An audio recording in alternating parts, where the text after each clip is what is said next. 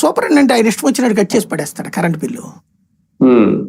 ఎట్ట చేస్తాడు అసలు? ఇంకోటి, డొమెస్టిక్ పర్పస్ పవర్ని నువ్వు ఒక ఇండస్ట్రియల్ టైప్ ఆఫ్ పవర్ని ఎట్లా కౌంట్ చేస్తావు? నేనేమనుకున్నా అంటే దుర్గగుడి మీద ఏమన్నా సోలార్ ప్యానల్స్ ఏమైనా పెట్టి వాటిట్లో నుంచి పవర్ ఇస్తున్నారేమో, దాని నుంచి వీళ్ళ దగ్గర ఏదైనా ప్రాబ్లం వచ్చిందేమో అనుకున్నా. తర్వాత వార్త చూసి ఆశ్చర్యపోయాను. వీళ్ళకి దుర్గగుడికి సంబంధించిన ల్యాండ్ ఎక్కడ ఉందట, పాముల కాలువ దగ్గర ఎక్కడో, అందులో చిన్న సైజ్ సోలార్ ప్లాంట్ పెట్టి పవర్ ఇస్తున్నారు వీళ్ళు. అద్భుతమైన ఆలోచన. ఆల్ టెంపుల్స్ చేస్తే టెంపుల్స్ అన్ని ఆర్థికంగా పుష్కలంగా తయారవుతాయి.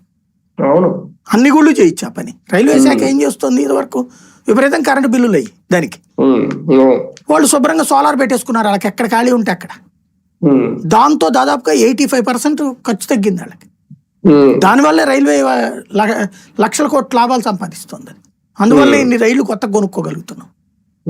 అన్ని గుళ్ళ దగ్గర కూడా వాళ్ళకు ఉన్నటువంటి ఏవైతే ఖాళీ స్థలాలు ఉన్నాయో అవన్నీ సోలార్ ప్లాంట్స్ పెట్టేయండి, విండ్ పవర్ పెట్టేయండి, ఎలక్ట్రిసిటీ డిపార్ట్మెంట్కి ఇవ్వండి. శుభ్రంగా అది ఇండస్ట్రీ వాళ్ళకి ఎట్లా ఇస్తున్నారు ఆ రేట్ ఇవ్వమనండి. ఇప్పుడు ఏంది 5.5, 7.5 కొంటున్నారు కదా వీళ్ళు.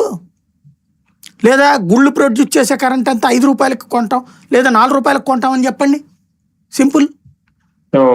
ఆ కరెంటు బిల్లు పోను, గుడి కరెంటు బిల్లు పోను, మిగతా వాటికే ఎదురిస్తాం మేము 4.5 రూపాయలు చెప్పున అని ఇవ్వండి. ప్రతి